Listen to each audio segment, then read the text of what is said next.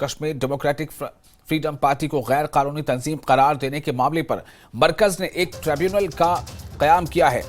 Delhi high court के जज की सरबराही में यह ट्रिब्यूनल तय करेगा कि इस तंजीम को गैर कानूनी करार देने के लिए माकूल बुनियाद मौजूद है या नहीं।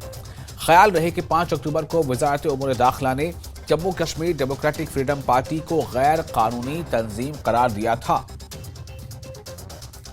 और शैलेंद्र वांगू हमारे साथ जुड़ चुके हैं फोन लाइन पर ज्यादा जानकारी के साथ। शैलेंद्र, ये जो ट्राइब्यूनल का क़याम किया गया है, ये इसके पीछे क्या वजह है? ये प्रोसेस क्या है कि ट्राइब्यूनल का क़याम होगा, वो ये तय करेगा कि क्या वो ऐसे तमाम बिंदु हैं उसमें जो फिट बैठते हैं या नहीं?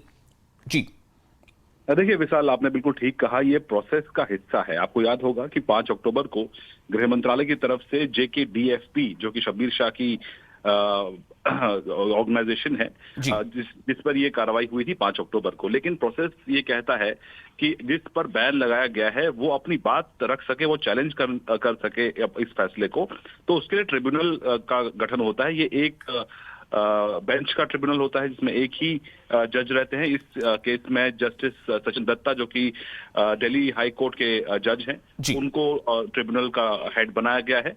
और ये ट्रिब्यूनल में अब सुनवाई होगी अगर उनकी जो ऑर्गेनाइजेशन है JKDFP, J&K democratic freedom party, अगर ये अपना पक्ष रखना चाहती है और ट्रिब्यूनल के सामने रख सकती है। और ट्रिब्यूनल आखिरी फैसला करता है कि जो बैन लगाया गया है वो सही है या गलत।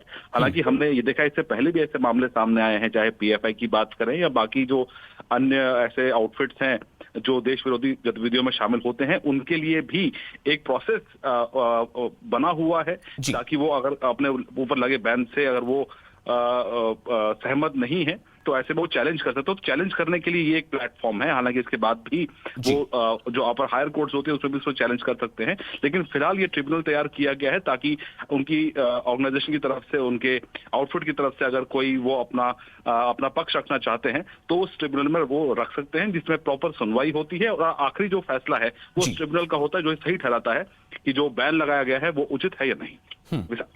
जी, एक सवाल मेरा यहाँ पर यह भी है कि क्या ये ट्रिब्यूनल का जो क़याम होता है वो जिस तंजीम या संगठन या जिस किसी भी ग्रुप पर पाबंदी लगाने की जो प्रोसेस की शुरुआत होती है, तो क्या उसके ऑब्जेक्शन या उसके रिक्वेस्ट पर ये ट्रिब्यूनल का क़याम होता है कि अगर उसे कोई ऑब्जेक्शन नहीं है या उसने कोई रिक्वेस्ट नहीं डाली है तब भी क्या ये ट्रिब्यूनल जो है वो कायम होता है और वो अपना काम करता है ताकि उसे मौका मिले? ट्रिब्यूनल कहते हैं, यानी कि UAPA के तहत जब किसी ऑर्गेनाइजेशन पर, किसी आउटफिट पर बैन लगाया जाता है तो UAPA के तहत ही एक ट्रिब्यूनल का गठन किया जाता है। ये पार्ट ऑफ दी प्रोसेस है, ये कानून का ही एक हिस्सा है जहां पर एक मौका मिलता है। देखिए, ये भी पूरी दुनिया जानती है कि इंडिया का जो जुडिशरी सिस्टम है, इंडिया का जो कानून व्यवस्था है वो बहुत मजबूत है और हर किसी को अपनी बात रखने का मौका मिलता है। तो ऐसे में जब बैन लगाया जाता है तो ये एक प्रोसेस का हिस्सा है जहां पर जिस पर बैन लगाया गया है अगर वो अपनी बात रखना चाहता है और ये अगर वो साबित कर दे कि उस पर जो आरोप लगाए गए हैं, जिन आरोपों के बिना पर उस पर बैन लगाया गया है, अगर वो गलत है और वो साबित कर दे तो उसके लिए एक मौका होता है ट्रिब्यूनल में। हालांकि जिस तरह के ये कदम उठाए गए हैं, जाहिर तौर पर गृह मंत्रालय के पास पर्याप्त सबूत है एजेंसी के हवाले से कि किस तरह से कई सालों से वो लगातार एंटी इंडिया और प्रो पाकिस्तान एक्टिविटीज इस संगठन की रही हैं। लेकिन इसके बावजूद कोर्ट ऑफ लॉ में इसको प्रूव करने के लिए ट्रिब्यूनल का गठन किया जाता है। PFI के केस, जैसे मैं आपको बताया कि PFI के केस में भी,